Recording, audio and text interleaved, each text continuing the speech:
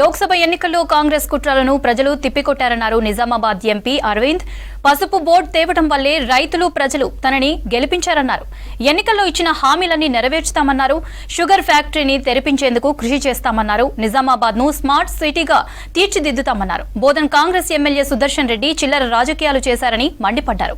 Minority జపం చేసిన కేసీఆర్ ని కాదని ముస్లింలు కాంగ్రెస్ కి ఓట్లేశారన్నారు. మోదీపై తనపై నమ్మకంతో తనని మరోసారి గెలిపించిన ప్రజలకు ధన్యవాదాలు తెలిపారు అరవింద్. మేము నేటి నుంచే మా మీద నమ్మకం పెట్టుకొని మోడీ గారి నాయకత్వం మీద నమ్మకం పెట్టుకొని భారతీయ జనతా పార్టీని పెద్ద ఎత్తున గెలిపించిన ఇందూరు ప్రజలందరికీ కూడా ప్రత్యేకంగా మహిళామూర్తులకి, ఎన్ఆర్ఐ సోదరులకి, రైతాంగానికి, యువతకి, వీళ్ళందరూ కూడా నిన్న మీరు రిజల్ట్ చూసినట్టయితే దాదాపు అన్ని వర్గాలలో కూడా మంచి మెజారిటీ భారతీయ జనతా పార్టీకి వచ్చింది. ఈ మతపరమైన రాజకీయాలు చేస్తున్న కాంగ్రెస్ పార్టీకి ముస్లింలు తప్ప ఎవ్వరు కూడా ఓట్లు వాళ్ళకి వేసింది చెప్పుకోదగ్గ ఓట్లు వచ్చిన పరిస్థితి లేదు. కాంగ్రెస్ పార్టీ అభ్యర్థి పెద్దలు జీవన్ రెడ్డి గారు అంటే ఆయనకి పూర్తిగా గౌరవం ఇస్తూనే మేము ఈ గత 2 నెలల నుంచి క్యాంపెయినింగ్ కొనసాగించినాం.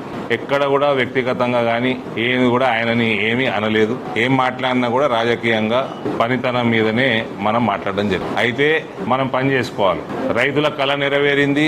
రైతులు పండించే పంటలకి మంచి ధర వస్తున్నది. ఇవన్నీ మోడీ ప్రభుత్వంలో వస్తున్నాయి.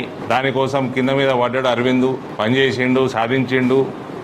పూర్తి నమ్మకంతో గ్రామాలు భారతీయ జనతా పార్టీ వైపు బలంగా నిలబడ్డాయి.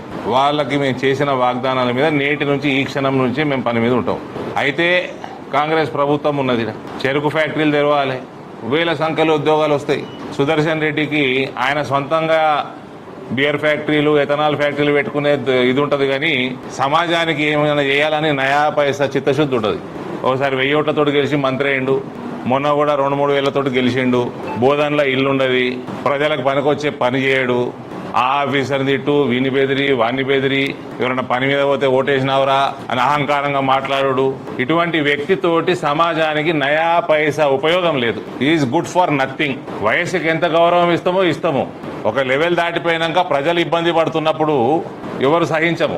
దేనికి ఉపయోగపడతాడు ఈయన సుదర్శన్ రెడ్డి? ఈ జిల్లాకి దేనికి ఉపయోగపడతాడు? ప్రజల ఎమ్మెల్యేని కలవాలంటే నిజామాబాద్ రావాలి. వస్తారా అండి? రైతులు వస్తారా? మహిళలు వస్తారా? మళ్ళా పెద్దరికము, పోలీసు వాళ్ళని బెదిరించుడు, కలెక్టర్లను బెదిరించుడు, తూడుతాడనుడు. వయసు అయిపోతే రిటైర్మెంట్ తీసుకోండి ఓపిక లేకపోతే. జిల్లాని వెనుకకి ఎందుకు దోషేస్తున్నారు?